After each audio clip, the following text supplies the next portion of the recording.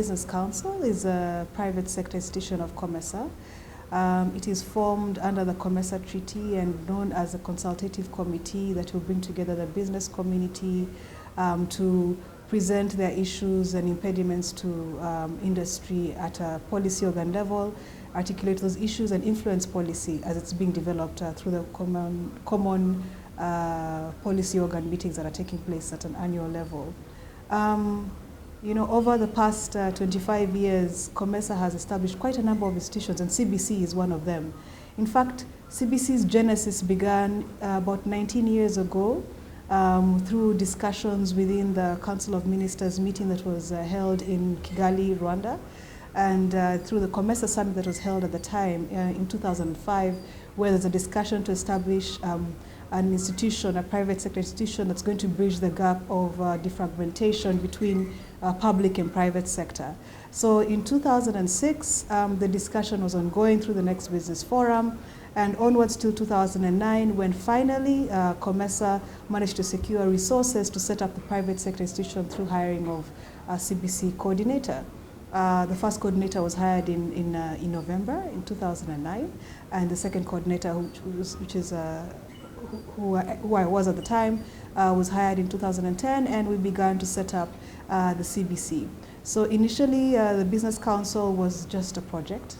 It just had one particular agenda, which is to host the COMESA Business Forum back-to-back with the COMESA Summit and ensure that there's strong advocacy agendas within the COMESA Summit. But there was an understanding that there was a key gap in terms of the consultative process with the private sector, and that it needed to be led by the business community. So it's in that particular light that International Trade Center, through the PACT program which was hosted in COMESA, secured resources to implement the CBC strategy at the time, which was from 2010 to 2014. The strategy focused on building the brand, the identity of the COMESA Business Council, setting up a secretariat, creating ownership with its stakeholders, the private sector, ensuring that there's a clear line of action in terms of how we operate with the private sector at a national level, and also securing various program agendas that could speak to the interests of industry. So over that period of time, CBC began to grow. We began to understand what the industry is actually looking for. So initially, as a business council, we thought that our interests were specifically focused on advocacy, addressing impediments to business and the like. But as we grew to understand our market, the private sector, the associations, the SMEs, the corporate companies, the multinational companies investing in Africa, those that are indigenous companies investing in Africa, and other interest groups, you know, other lobbying groups, we began to realize that Africa, COMESA being the biggest REC in Africa, has such a variety of needs and interests from the business community. And these particular needs are actually focused on facilitation, understanding what products are there in the COMESA market, understanding the laws of demand and supply within the COMESA market, understanding how the free trade area can be translated into practical solutions that can help businesses to get their products to market, you know, to have a fast competitive a first mover advantage, to also understand where they actually have a competitive advantage in various markets, and also specifically to know who they could actually partner with, the distribution channels in the region. And all this came under a portfolio of business facilitation. So we decided to take proactive action as a business council to generate this information, to understand what's happening on the ground and put it together in papers, in policy briefs, sectoral agendas that can address this particular dynamics. And of course, as time went by, we began to understand that the SMEs themselves, who are the future, they're the future of Africa. You know, 80% of the industry in Africa is driven by the small and medium enterprises. And in fact, the biggest employers in the market are the SMEs themselves. So we began to understand how to structure SMEs to become more competitive, to move beyond their domestic territories within the national market share, and to also explore possibilities of expanding their market share in regional markets, you know. And interestingly, as time went by, we began to also understand why there's a reluctance for the small and medium enterprise to even expand their businesses within Africa, but there's a core interest for the SME to expand their business in international markets, which has actually led to the low intra-Africa trade in general. So we understood the aspects of unpredictability of the market in Africa. We also understood the aspects of logistical impediments within Africa, which still ties to business policy and advocacy. We understood the fact that we actually do not know our markets. We don't know where we are buying our products from. We don't know the ingredients that can be bought from Zimbabwe or Malawi, so we end up buying those same ingredients from international markets. We're not consistent as suppliers of those ingredients when pushing them into the market, and so all these various challenges came into play. We don't meet the right standards. We don't meet the standard requirements of the buyer. So you find a lot of the companies decide to buy their products from international contractors that are consistent.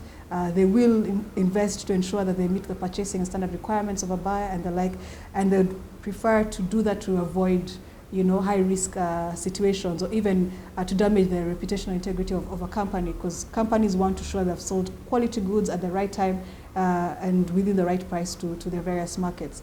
So we decided as the Business Council, as the annual general meeting, the shareholders of the CBC and the board, that we're going to invest quite a number of our solutions into building the capacity of SMEs to meet the requirements of buyers and to help them to integrate into the supply chains of companies that have invested in Africa. So we have seen that growth happen. We work very closely with the COMESA Secretariat, especially with the Director of Industry and Agriculture and the Sanitary and Phytosanitary Division, to see how we can actually push forward some of these agendas. We also work closely with the Gender Division as of recently to see how we can push forward the 50 million women speak agenda. And we are also quite strongly working with our sister institutions, our sister and brother institutions, the TDB banks, ZEPRI, Africa Trade Insurance, and the like, to see how we can also look at financing mechanisms that can promote responsible sourcing within our industries in Africa. So that all falls under another service that is called Membership Development under CBC. So CBC, since 2010 until now, it's about 8.5 years, 9 years. It has grown from a project to a fully fledged institution. We have about 11 staff members working under the CBC. We have a strong network of stakeholders, the private sector. We have an annual turnover of about $1.7 million in private sector and public and development partnership funds. We have also very strong we have a strong outreach with our stakeholders in international markets as well. We have core agendas, core flagship agendas that we're pushing forward that are focusing on building manufacturing potential, strengthening the services industry, improving digital payment systems for small and medium enterprises, and developing strong integrity practices for small and medium enterprises to become more reputable in the area of compliance to industry. So as we're moving forward, we're actually building strong cases to actually address some of the challenges that industries are facing today, and especially because our core vision is to promote regional markets and to ensure that our regional businesses can go into global markets, and especially to promote intra-Africa trade within COMESA and the larger Africa. Initially in 2011, 2012, we worked very closely with the Chambers of Commerce and Industry to develop what we call in the COMESA Business Visa. The idea behind the business visa was to put together an interim solution that can address the cost of doing business, especially in the area of travel, movement of persons across the region. We had a number of companies and businesses that have invested in Africa that came to us to say, you know what, I still have a problem accessing certain markets or going to travel from one country to another because the visa requirements are rather steep, or because the time of actually getting a visa can take about 2 weeks to a month, which is detrimental to me as a business. So we need a solution that can help me as a businessman in Africa to freely travel across the COMESA region and do my business in a timely manner and also cost effectively. We discussed with the directors of immigration through the Division of Legal and Immigration Affairs at the time on a solution. And the solution was the COMESA Business Visa Travel Card, which we developed over a couple of years. It was adopted by the Ministers of Trade and Industry. It was also adopted as a model by the Chief of Immigrations. And now we're at the stage where we are looking for resources to develop the legal and operational framework for the COMESA Business Visa travel card so that it can be reviewed by the policy organs as an instrument that could be used as an interim solution while countries are negotiating on the gradual elimination of visa requirements across COMESA. So this is one of our key attributes. We also put together a product known as the anti-illicit trade framework that is specifically focused on addressing illicit trade issues across the region. The framework recommended to Council that we needed a COMESA anti-illicit trade policy that should be adopted. And secondly, we also recommended the Made in COMESA brand, a label that is able to inspire consumer confidence in COMESA goods. I'm happy to say that I'm seeing some of the solutions coming to light. We have institutions like Actesa that are now using Made in COMESA to label their seeds across the region, and it's one of the products that we initiated, and now it has actually grown its own wings, and it is now being used by other sister institutions, which is great. In terms of local sourcing for partnerships, we've worked with about nine countries right now, training small and medium enterprises to meet the standard requirements of larger enterprises in the countries where they're operating, and with a view of also helping them to access markets at a regional level. So far, we've trained about 940 small and medium enterprises across the region.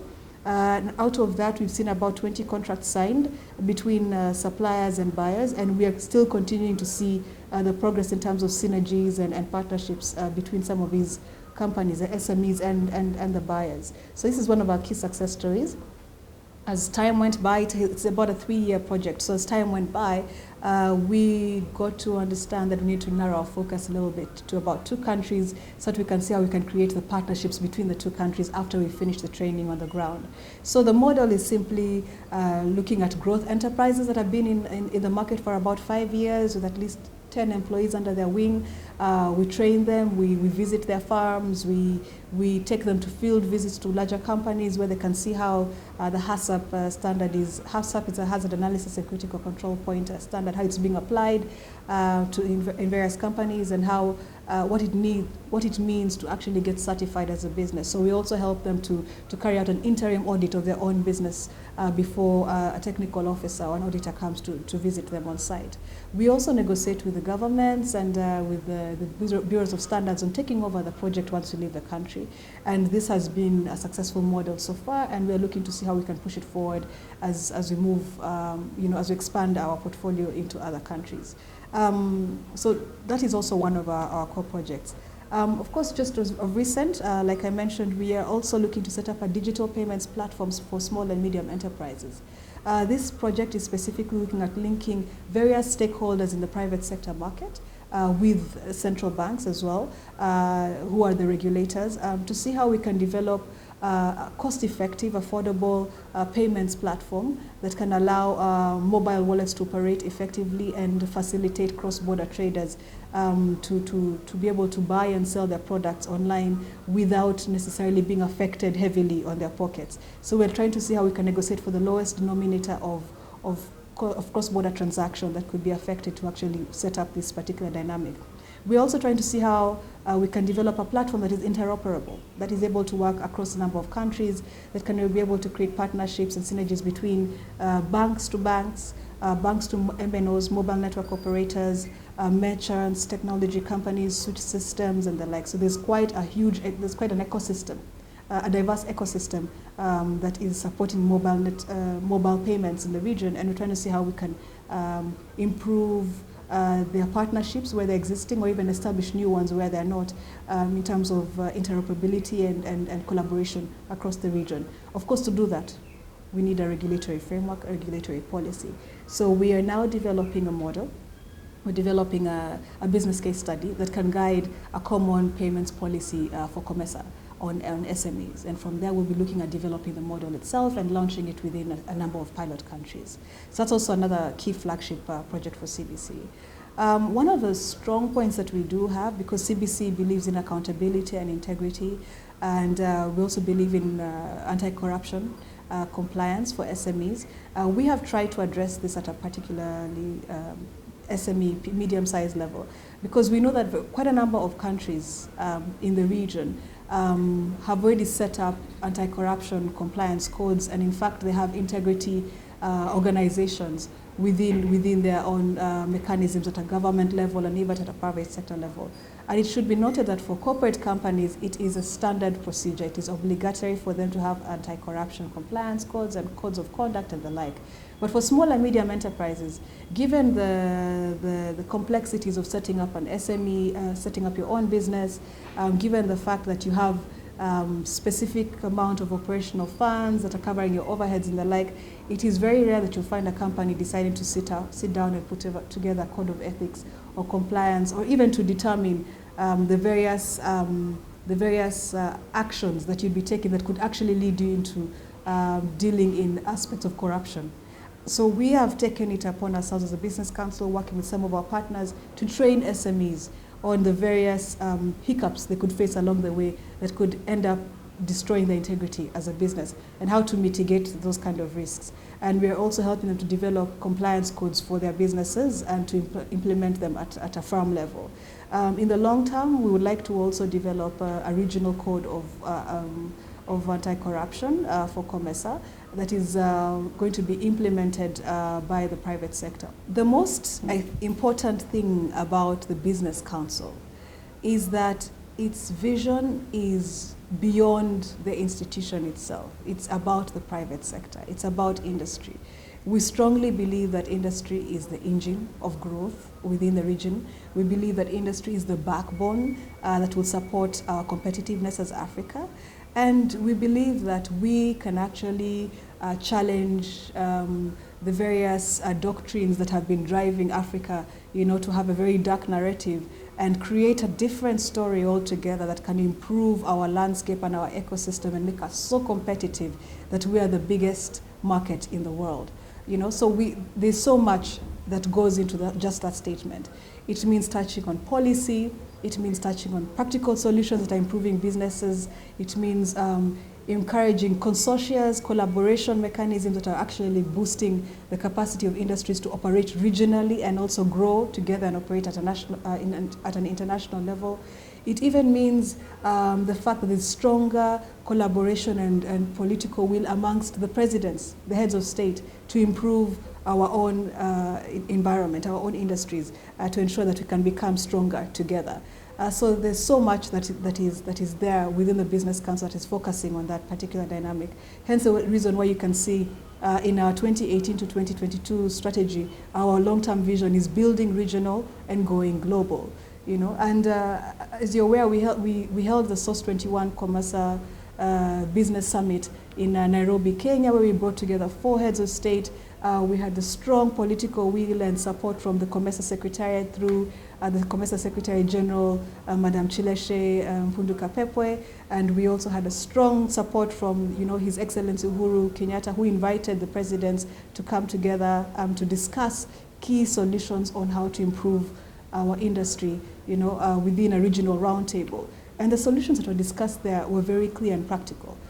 Since the CFTA has now been, it has now become operational, it is now in its operational phase of negotiations, what does it mean for us as industry?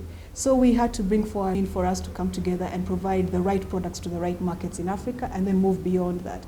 We had to discuss aspects of business integrity. How can we create that kind of reputation for ourselves as businesses where we become strong key players simply because you will be comfortable working with an African business, an African company. We tackled issues of trade barriers, NTBs and trade barriers across the region, how they could be reduced substantially to allow companies to be more comfortable operating within the African market and the like. So you can see that CBC's vision is not, the body is one thing, but the vision is way beyond that. It is focusing on how to make Africa one of the greatest nations in the world in terms of industry growth, industry competitiveness, and a key player in the global markets. So that is what we would want to push forward over the next 25 years. And if CBC can be part of the playground that is pushing forward that agenda over the next 25 years from now, working very closely with COMESA and all the other COMESA institutions, I do believe that it would have left its mark, within Africa and the world itself.